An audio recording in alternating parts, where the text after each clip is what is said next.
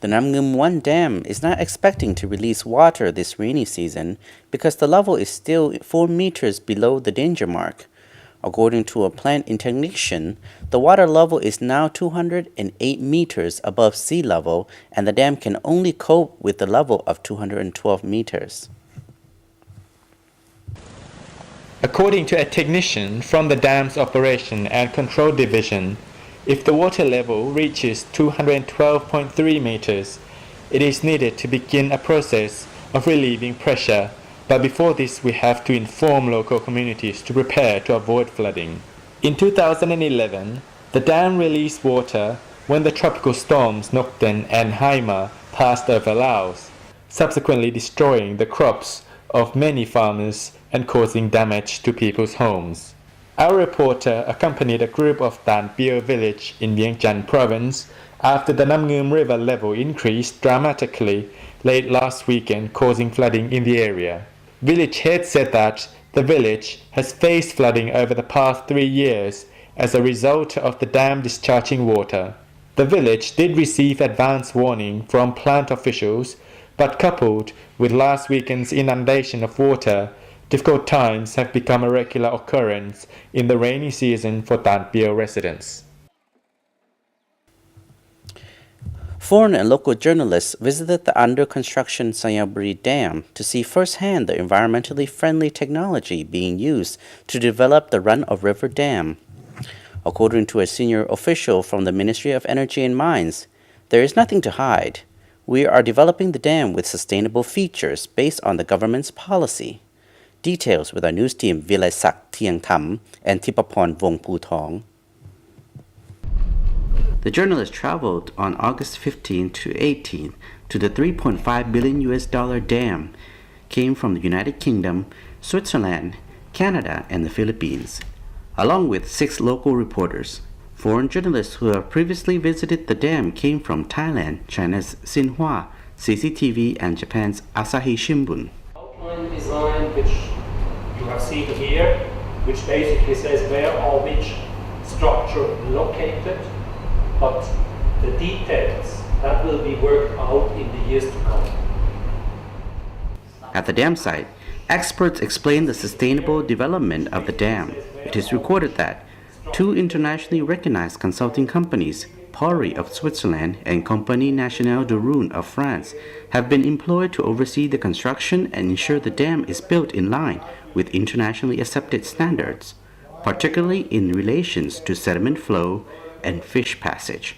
The lead engineer of Xayaboury Power, Pratnantasen, confirmed that all the sediments will be flushed downstream and fish passage facility will function properly. If the flushing would be done in a way that they release too much sediment, then the fish also comes up and the fish in the downstream will die. Pari's senior project manager Rene Smitiger backed the comments, saying he was confident that the fish passage and sediment flushing facility will work well. According to Deputy Minister of Energy and Mines, Vilaysack, the latest visit was organized by the government and the project's shareholding developer to demonstrate the government's commitment to develop the 1,285 megawatt hydropower plant as a transparent dam. When the Lao government decided to be in or not to be in the project, the priority number 1 is to look at the benefit of the local population, the people who will be affected. If there is no benefit, the government will never approve the project. That is always been our policy. And if you look at benefit, we make sure that the local people, those people who have to be relocated, resettled or move away, we make sure that they get all the compensation back in a very fair manner. We have a committee set up. And then it has to be a fair compensation. The government defines the concept of a transparent dam as giving the opportunity for interested parties to visit the construction site and get answers to their questions from experts to address any issues they have or concerns that may arise. So it's a chance for the development.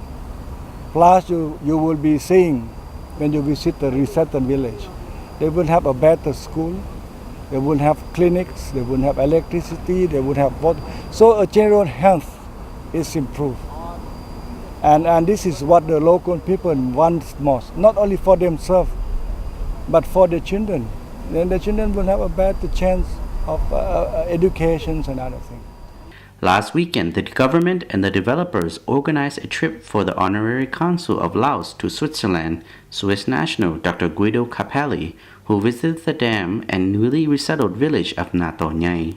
Every country has to use the resources which the country has, and Laos has the chance to have a lot of water and to use the water as a renewable energy is very important and very intelligent, and it brings not only during the construction work to the people, but also afterwards there will bring royalties.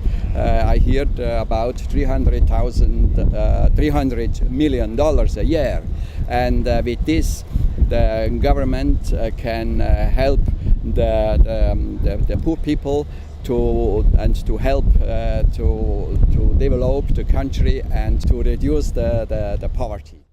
Following his visit, Dr. Capelli voiced support for the sustainable development of the Xayaboury Dam and the Lao government's sustainable development of hydropower as a whole. Therefore, I think it is a very, very helpful and interesting project. Since the government announced its intention to build the dam based on the principle of sustainability, it has taken action accordingly. Regarding social issues, the developer's representative in charge of resettlement and livelihood improvement affairs, Sukan Phongsavat, said the developers have enshrined the government's compensation policy that commits to providing a better livelihood for displaced communities. Officials have said the commitments made are not just empty promises, but that all their activities are being carried out accordingly and are open and transparent.